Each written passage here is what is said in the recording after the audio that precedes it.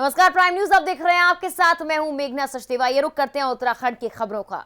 Corona के बढ़ते मामलों को लेकर हरिद्वार प्रशासन सख्त हो गया है। बाहर से आने वालों की बॉर्डर पर लगातार स्क्रीनिंग की जा रही है। इसके बाद ही लोगों को जिले में एंट्री दी जा रही है। वहीं बढ़ते संक्रमण के चलते बाजारों की साप्ताहिक बंदी भी इसका निर्णय लिया गया है, जिसको लेकर डीएम ने अधिकारियों को सख्त दिशा निर्देश भी दिए हैं। रेलवे स्टेशन, बस स्टैंड पर फिर से रैंडम सैंपलिंग की शुरुआत की जाएगी, जबकि होटल कर्मचारी और पुरोहितों की भी जांच करने के निर्देश दे दिए गए। यानी कि एक बार फिर से मामले तेजी के साथ बढ़ते हुए नजर आ रहे हैं। इस पर प्रशासन एक्टिव मोड में आ गया है। बाहर से आने वाले लोगों की स्क्रीनिंग हो रही है, उसके बाद ही उन्हें एंट्री दी जा रही है और बाजारों की साप्ताहिक बंदी का फैसला भी एक बार फिर से हरिद्वार में ले लिया गया है।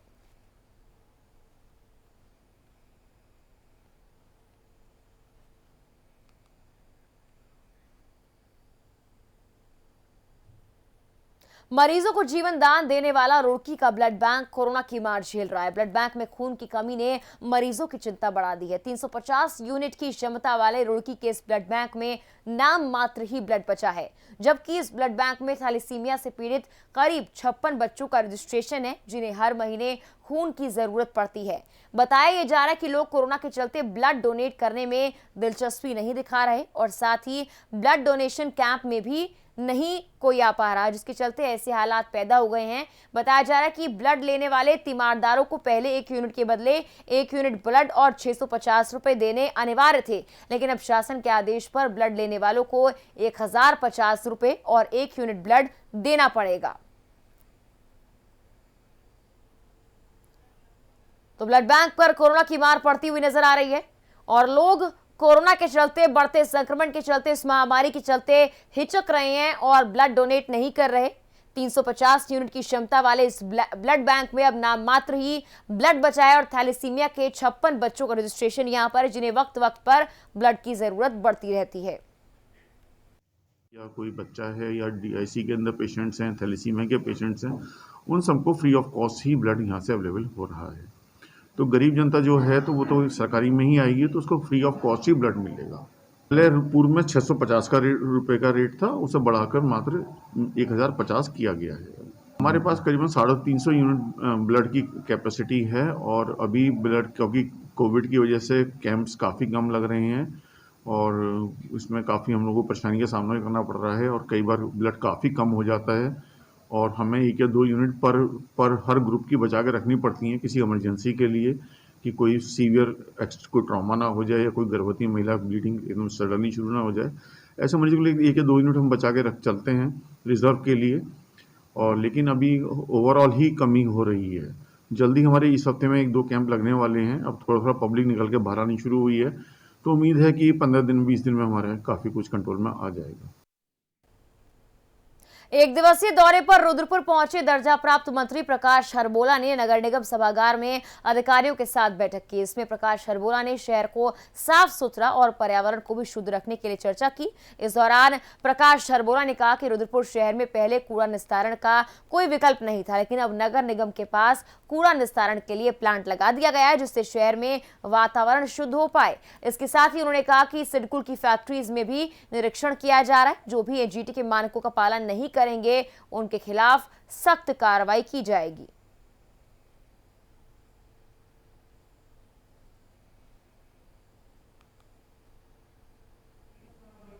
कि नगर में स्वच्छता कैसे बढ़े, नगर कैसे स्वच्छ हो, इन मुद्दों को लेकर बैठक है। आज वेस्ट केवल एक हम कूड़ा जिसे कहते हैं वही नहीं है, सॉलिड वेस्ट में है, बायोमेडिकल है, हैजर्ड वेस्ट है, ई वेस्ट है, प्लास्टिक वेस्ट है। इन सब का कैसे निस्तारण हो, इसके संबंध में बैठक थी। सभी डिपार्टमेंट भी यहाँ आए हुए हैं, जो जिसमें जिसका योगदान हो सकता है, जिसका वो है। और जहाँ तक रुद्रपुर की बात है, रुद्रपुर में पिछले वर्षों से आप देखेंगे, खुद आप यहाँ के पत्रकार आप देखते होंगे, कुछ आपको सुधार दिखता होगा, कुछ सफाई की ओर नगर बढ़ रहा है। लेकिन ये हो सकता है गति आपको थोड़ी कम लगे, वो गति ना हो, लेकिन धीरे धीरे जो है मुझे लगता है कि जो अगर पुराना कूड़े का ढेर हमने ख़त्म कर दिया तो रुद्रपुर की आधी समस्या हमने हल कर दी। क्योंकि जब भी यहाँ आओ तो लोग एनएच के किनारे एक पहाड़ पे जरूर ले जाया करते, तो कहते हैं भाई साहब ये दो, उसके लिए व्यवस्था करी है। देहरादून में प्रदेश कांग्रेस कमेटी ने अपने वरिष्ठ नेता अहमद पटेल के आकस्मिक निधन पर एक शोक सभा का आयोजन किया। इसमें प्रदेश अध्यक्ष सहित कई नेता और कार्यकर्ताओं ने शिरकत की। इस अवसर पर प्रदेश अध्यक्ष ने अपनी संवेदनाएं जाहिर करते हुए बताया कि अहमद पटेल जी का आकस्मिक निधन कांग्रेसी नहीं बल्कि पूरे देश के लिए बड़ी क्षति है। वो एक सर्वमान्य राजनीतिक व्यक्तित्व थे, दलगत राजनीति से बढ़कर देश के विकास की सोच रखते थे।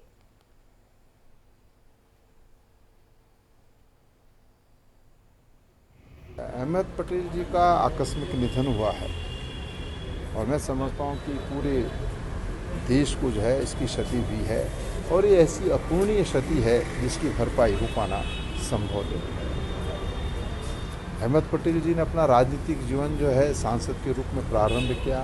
सांसद रही, राज्यसभा में जो है वो सांसद वर्तमान में भी हैं और कांग्रेस के कई अहम पदों पर उन्होंने जिम्मेदारी निभाने का काम किया है और वो एक संकट मोचक के रूप में जो है कार्य करते थे। तमाम राजनीतिक दलों से जो उनका अलायंस था वो मैं कह सकता हूँ कि बहुत कम देखने को मिलता है। ये बहुत ही अपूर्णीय क्षति है और निश्चित रूप से इस क्षति की भरपाई निकट भविष्य में हो पाना असंभव है। मैं उनके आकस्मिक निधन पर जो है अपनी श्रद्धांजलि अर्पित करता हूँ और साथ ही ईश्वर से प्रार्थना करता हूँ कि ईश्वर उनको अपने चरणों में वास दे, परिवार को, कांग्रेस जनों को और देश के लोगों को इस गहन दुख को वहन करने की जो है शक्ति प्रदान करे। कांग्रेस के वरिष्ठ नेता अहमद पटेल के निधन पर हरीश रावत ने भी गहरा दुख प्रकट किया है। हरीश रावत ने अहमद पटेल के साथ अपने अनुभवों को भी साझा किया। इस दौरान हरीश रावत काफी भावुक नजर आए।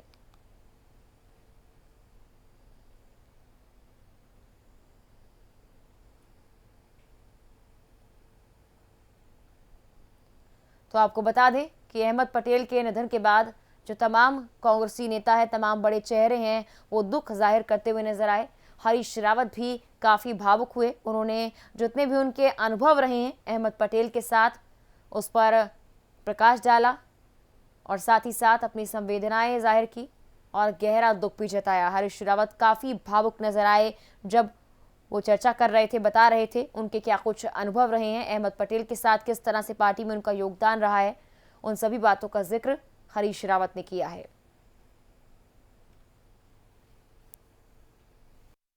अहमद भाई, आप हमको छोड़कर यूं ही चले गए, बहुत बड़ा सदमा है, पूरी कांग्रेस के लिए बहुत बड़ा सदमा है। करोड़ों हाथ जो आपकी जीवन की दुआ मांग रहे थे, ऊपर वाले ने आपको अपने पास बुला लिया। किसके पास जाएंगे भरोसे के लिए? आप हम सबके सामूहिक भरोसे के प्रतीक थे। आपका परिवार, सोनिया जी, पूरी कांग्रेस, सब आपकी सलाह। आप एक ऐसे इंसान थे कि जिसके पास हम में से प्रत्येक की समस्या का समाधान था। जब आप कहते थे हरीश भाई लगे रहो, तो लगे रहो शब्द हम लोगों के लिए मंत्र होता था। कौन किसको सांत्वना दे, हर किसी का मन विह्वल है। अल्लाह आपको अपने पास नाम दे। और फिलहाल वक्त तो चला एक छोटे से ब्रेक का, फौरन हाजिर होंगे। आप देखते रहिए प्राइम न्यूज। ब्रेक के बाद स्वागत है आपका। रुक करते हैं कुछ और खबरों का। उत्तराखंड के सीमांत क्षेत्र जोशीमठ में मौसम का मिजाज एक बार फिर से बदल गया है, जहां पर आज ऊंचे बुग्यालों पर, पहाड़ियों पर हिमपात शुरू हो गई है। इसके चलते तापमान में भारी गिरावट दर्ज की गई। गोरसो, चित्रखाना, कुआरी, बुग्याल और चिनाब घाटी बर्फबारी से सराबोर है, जबकि बद्रीनाथ, हेमकुंड साहिब सहित नीतीवाणा घाटी में जबरदस्त हिमपात हो रहा है। वहीं निचले इलाकों में भारी शीतलहर के चलते ठंड बढ़ गई है, जिससे लोगों का बाहर निकलना काफी मुश्किल हो गया है। तो जोशीमठ में मौसम का मिजाज बदल गया है, बर्फबारी हुई है, इससे निचले इलाकों में भी शीतलहर का प्रभाव साफ तौर पर दिखाई पड़ रहा है। ठंड काफी बढ़ गई है। ऐसे में पहाड़ी क्षेत्र और खास तौर पर निचले इलाकों में रहने वाले लोगों के लिए मुश्किलें ज्यादा बढ़ गई हैं। तस्वीरें आपके सामने हैं, जहां पर मौसम का बदला हुआ मिजाज नजर आया है।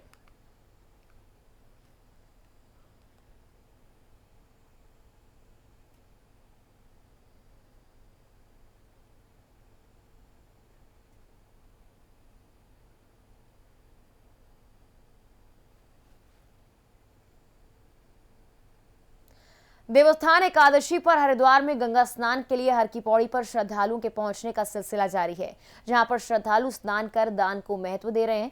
बताया जा रहा है कि देवोत्थान एकादशी का विशेष महत्व माना जाता है। धर्मनगरी हरिद्वार में श्रद्धालुओं का पहुंचना लगातार जारी है।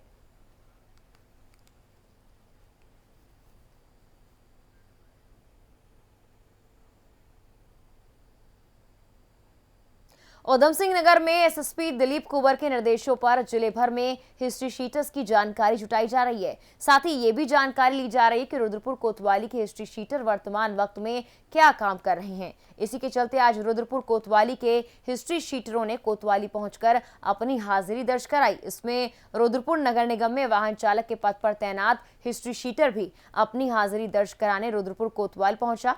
पूछताछ में पता लगा कि महावीर पिछले 20 साल से रुद्रपुर नगर निगम में संविदा पर वाहन चालक के पद पर तैनात हैं। आरोप है कि महावीर निगम में तैनाती से पहले हत्या के मुकदमे में जेल जा चुका है। हमारे जिले में एसएसपी महोदय द्वारा संदिग्धों की चेकिंग का अभियान चलाया जा रहा है। उसी के क्रम में हिस्ट्री शीटरों को आज बुलाया गया था। उनके बारे में जानकारी की गई। वो आज की डेट में क्या काम कर रहे हैं, कहीं अपराधों में संलिप्त नहीं है अभी भी, तो इसी संबंध में उनको बुला के थोड़ा जानकारी संग्रहित की गई है। ये मुझे आप ही से ये जानकारी मिल रखी है। अगर ऐसा है तो हम पुलिस से इसमें बारे में रिपोर्ट लेंगे और पुलिस की स्वयं की भी ड्यूटी है कि उसे पता लगता है कि किसी भी सरकारी संस्थान या स्वायत्त शासी इकाइयों में कोई ऐसा कर्मचारी कार्य कर रहा है जो कि आपराधिक प्रवृत्ति का है तो हमें रिपोर्ट दे दे। अदरवाइज मैं सीओ साहब से इसके बारे में रिपोर्ट लूँगी और अगर आपकी बात में सच्चाई और सत्यता पाई जाती है तो तुरंत इसमें नियमानुसार आवश्यक कार्रवाई की जाएगी। रुड़की गंगनहर कोतवाली क्षेत्र के मछली बाजार में दो पक्षों में खूनी संघर्ष हो गया है, जहां पर दबंगों ने धारदार हथियारों से दूसरे पक्ष पर हमला बोल दिया। इसमें दोनों पक्षों की तरफ से करीब 8 लोग गंभीर रूप से घायल हो गए, जिनका इलाज देहरादून और हरिद्वार के अस्पताल में चल रहा है। घायलों में बच्चे भी शामिल हैं, जिनकी हालत गंभीर बताई जा रही है। वहीं दोनों पक्षों की तहरीर पर पुलिस ने जांच शुरू कर दी है।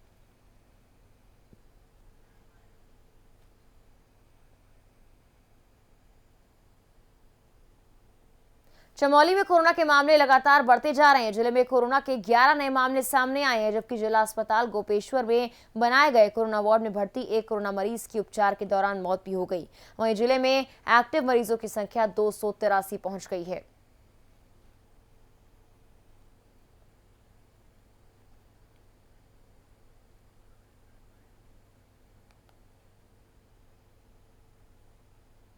डोईवाला विधानसभा के सेला चौकी में बनी सूर्यधार झील का उद्घाटन 29 नवंबर को सुबह 11 बजे मुख्यमंत्री त्रिवेंद्र सिंह रावत करेंगे। इसको लेकर तैयारियां तेज हो गई हैं। सीएम के ओएसडी धीरेन्द्र सिंह पवार की देखरेख में उद्घाटन की तैयारियां चल रही हैं। आपको बता दें कि झील से पीने के साथ खेतों की सिंचाई के लिए सैकड़ों गांवों को पानी मिलेगा। उद्घाटन को भव्य और यादगार बनाने के लिए सांस्कृतिक कार्यक्रम होंगे। उत्तराखंड के प्रसिद्ध लोक गायक और जागर सम्राट प्रीतम भरतवाण प्रस्तुति देंगे।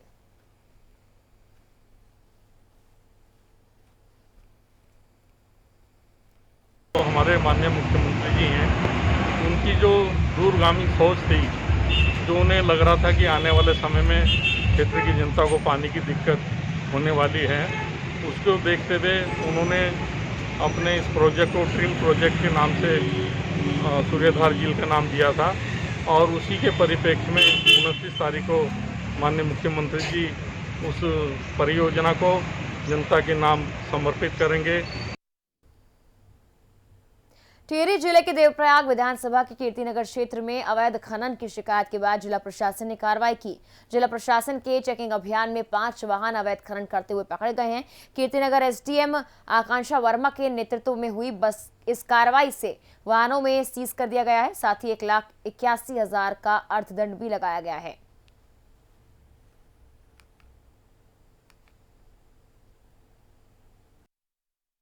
हमने 5 जो ट्रक हैं वो सीज किए हैं। ये लरूड़ी खाल देवप्रयाग में हम लोगों ने सीज किए थे। हमारे पास खबर आई थी कि वहाँ काफी अवैध खनन के ट्रक चलते हैं, तो हमने 5 के 5 ट्रक को सीज किया है। जैसे कोई 20 टन का ट्रक है तो उसके परमिशन जो थी रवाना था उसका बस 5 टन का था, तो उसने 28 टन भरा हुआ था। तो जितना भी अधिक आपका बनता है उन सभी पे 5 गुना की पेनाल्टी लगी गई है। उसी तरह 12 टन भरे हुए हैं अगर उसकी परमिशन 4 टन की है, 11 टन का था अगर उसकी परमिशन 4 टन की है, कुछ ट्रक में 23 टन भरा हुआ है जिसकी परमिशन बस 6 टन की थी।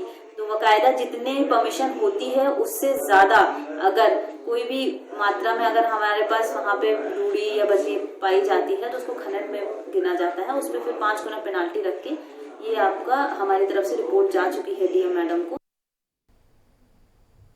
उत्तराखंड की लोक संस्कृति को संजोए इगास फगवाल पर्व पर आज उत्तराखंड विधानसभा अध्यक्ष प्रेमचंद अग्रवाल ने तपोवन क्षेत्र के अंतर्गत आयोजित कार्यक्रम में भैलो खेलकर पर्व को धूमधाम के साथ मनाया। राज्य की संस्कृति को संरक्षित रखने के उद्देश्य से इगास पर्व को लोगों के साथ बड़े उत्साह के साथ मनाया गया। इस मौके पर विधानसभा अध्यक्ष ने गढ़वाली गीतों पर नृत्य किया, वहीं भैलो खेलकर संस्कृति का परिचय दिया। भैलो घुमाकर एक दूसरे को इगास पर्व की बधाई भी दी है।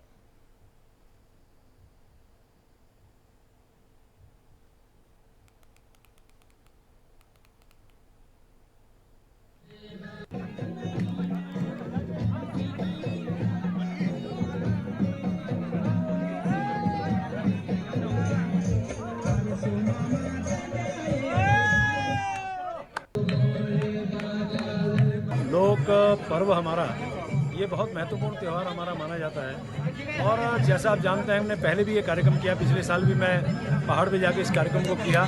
लेकिन जिस प्रकार से मेरी बिटिया की शादी का कार्यक्रम है उसके बावजूद हमारे मन में आया कि तमाम मेहमानों के साथ और स्थानीय हमारे जो भी लोग हैं उनके साथ हम लोग भैलों के साथ इस कार्यक्रम को करें।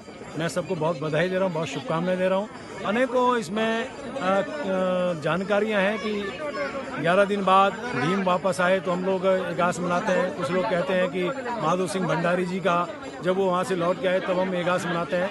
यानी कि अनेकों किदवंतियाँ हैं, लेकिन फिर भी हम लोग इगास का कार्यक्रम कर रहे हैं। ये हमारे लोक संस्कृति का बहुत ही महत्वपूर्ण पर्व है और वैसे भी मैं कह सकता हूँ कि जो हमारी परंपराएं हैं ये हमें याद रखनी चाहिए। आने वाले जो लोग हैं वो हमारी लोक संस्कृति और लोक पर्वों को ना भूलें, इसलिए इस कार्यक्रम को हम बड़े उत्साह के साथ मनाते हैं।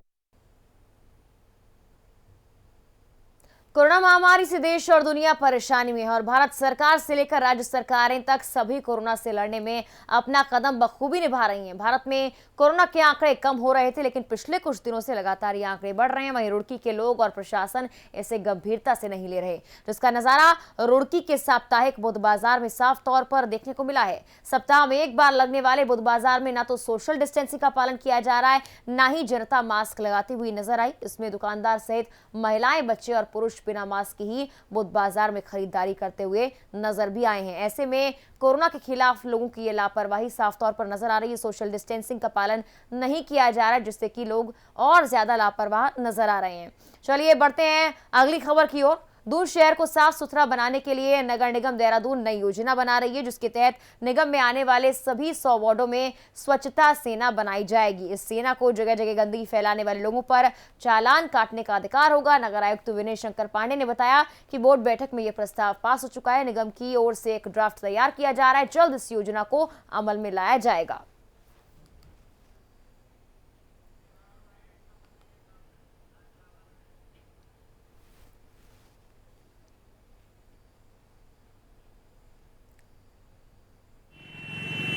स्वच्छता सेना का हम लोग गठन कर रहे हैं। इसमें हम लोगों ने पिछले बोर्ड की मीटिंग में प्रस्ताव पारित किया था कि चालान करने का अधिकार, जो लोग नालियों में कूड़ा फेंक देते हैं या सफाई व्यवस्था ठीक से नहीं करते एंटी लिटरिंग एक्ट के तहत, तो उसमें कुछ एनजीओज़ को या वॉलंटियर्स को भी हम लोग चालान करने की अधिकार दें।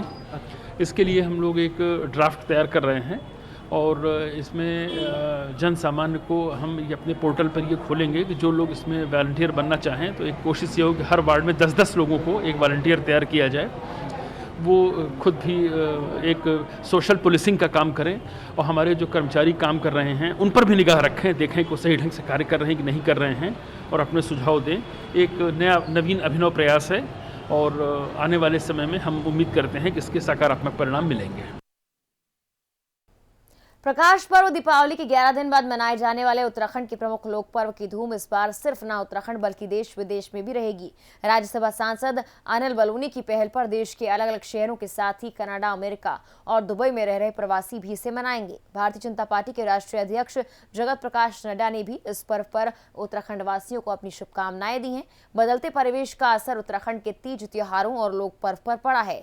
पलायन के चलते अनेक पारंपरिक पर्व लुप्त हो गए हैं। हालांकि अब पलायन को थामने की चिंता के बीच लोग लोक प्रभु को एक अहम कड़ी के रूप में मान रहे हैं और इनमें रिवर्स पलायन की अहम कड़ी भी मानी जा रही है।